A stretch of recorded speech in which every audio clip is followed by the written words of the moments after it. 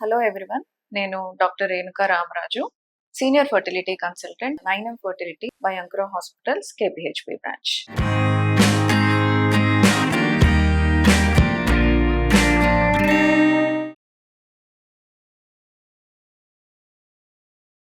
Irregular periods తోటి చాలా మంది మా క్లినిక్స్కి వస్తూ ఉంటారు. అందులో ఒక 70-80% మంది ఎవరో అడ్వైస్ తోటో లేకపోతే సజెషన్ తోటో బయట ఎక్కడన్నా స్కాన్స్ చేయించుకొని రిపోర్ట్తో పాటు వస్తూ ఉంటారు. ఆ రిపోర్ట్ చూపించి మాకు ఈ స్కానింగ్లో ఓవరీస్లో నీటి బుడగలు ఉన్నాయి అని చెప్పారు.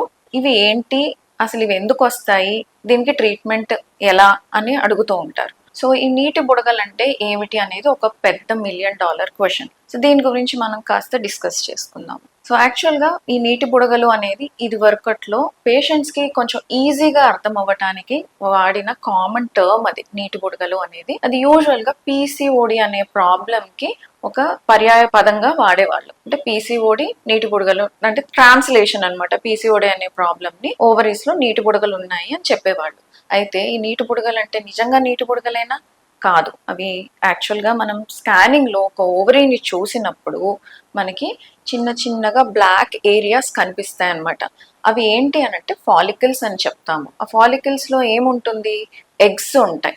సో PCOD ప్రాబ్లం ఉన్న వాళ్ళకి ఆ ఫాలికల్స్ నెంబర్ అనేది చాలా ఉంటుంది అనమాట. అంటే ఒక ఓవరీలో మామూలుగా PCOD ప్రాబ్లం లేని వాళ్ళకి, హార్మోన్ ప్రాబ్లం లేని వాళ్ళకి ఒక ఓవరీలో చూస్తే అరౌండ్ 10 to 13 ఫాలికల్స్ కనిపిస్తాయి. కానీ అదే PCOD ప్రాబ్లం ఉన్న వాళ్ళకి, అంటే హార్మోనల్ ఇంబ్యాలెన్స్ ఉన్న వాళ్ళకి ఆ 10 to 13కి బదులుగా more than 19 or 20 black areas లాగా, బుడగల్లాగా కనపడుతూ ఉంటాయి అనమాట.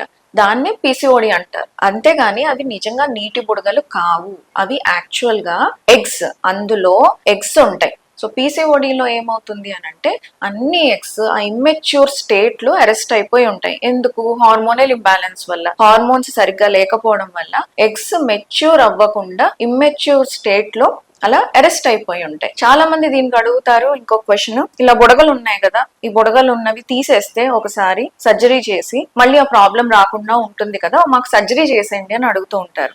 కానీ అది ఎంతవరకు కరెక్ట్ కాదు. ఎందుకు అనంటే PCOD ప్రాబ్లం అనేది ఫర్ గాడ్ సేక్ అది ఓవరీలో ప్రాబ్లం కాదు. PCOD అనే ప్రాబ్లం మనకి జీన్స్ నుంచి స్టార్ట్ అవుతుంది. అంటే మన జీన్స్ లో ఉండే ప్రాబ్లం వల్ల మన బాడీలో ఇన్సులిన్ అనే హార్మోన్ సరిగ్గా పనిచేయదు. ఆ హార్మోన్ సరిగ్గా పనిచేయకపోవడం మూలాన మనకి ఎగ్ గ్రోత్ కి కావాల్సిన హార్మోన్స్ ఏవైతే బ్రెయిన్ నుంచి, పిట్యూటరీ గ్లాండ్ నుంచి వస్తాయో అవి సరిగ్గా రావు. దానివల్ల ఎగ్స్ మెచ్యూర్ అవ్వడం, ఓవులేషన్ అవ్వడం జరగక అలా ఇమ్మెచ్యూర్ స్టేట్ లో అరెస్ట్ అయిపోయి ఉంటాయి. మనకి స్కానింగ్ లో అలా కనపడుతుంది.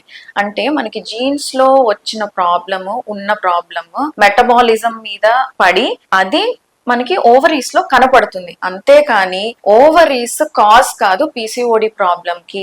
అండ్ ఆ నీటి బుడగల్ని తీయటం వల్ల PCOD తగ్గిపోతుంది అనేది ఎంతవరకు కరెక్ట్ కాదు. సో కొంతమందికి మాత్రమే ఆ సర్జరీ అనేది చేయడం జరుగుతుంది. ఈ మధ్య కాలంలో అది అవుట్డేటెడ్ ప్రొసీజర్. సర్జరీ చేసి లాప్రోస్కోపీ చేసి బుడగల్ని పగలగొట్టడం అంటారు, లాప్రోస్కోపిక్ ఓవేరియన్ డ్రిల్లింగ్ అంటారు. అది ఇది వరకు ఒక 10-15 years బ్యాక్ PCOD అంటే ఏంటో తెలియని రోజుల్లో, దాని మీద పెద్దగా రీసెర్చ్ లేని రోజుల్లో ఆ ట్రీట్మెంట్ చేసేవాళ్ళు. కానీ ఇప్పుడు ఉన్న బోలెడంత రీసెర్చ్ వచ్చింది ఆ ప్రాబ్లం మీద, చాలా ఎవిడెన్స్ వచ్చింది. ఇప్పటి కాలంలో PCOD ప్రాబ్లం కి సర్జరీ చేసి ఆ బుడగల్ని తీసేయడం అనేది సొల్యూషన్ కాదు. అండ్ ఆ సర్జరీ వల్ల ఎక్కువ కాంప్లికేషన్స్, అంటే మొత్తం ఎగ్స్ అన్ని చచ్చిపోవడం, లేకపోతే ఓవరీకి బ్లడ్ ఫ్లో అనేది ఎఫెక్ట్ అవడం, దాని ద్వారా ఓవరీ ఫెయిల్ అయ్యి తర్వాత ప్రెగ్నెన్సీస్ కావాలి అని అంటే డోనార్ ఎగ్స్ కి దానికి వెళ్లాల్సిన అవసరం పడడం అనేది ఛాన్సెస్ ఎక్కువ. సో PCOD ప్రాబ్లం ఉన్న వాళ్ళకి సర్జరీ కంటే కూడా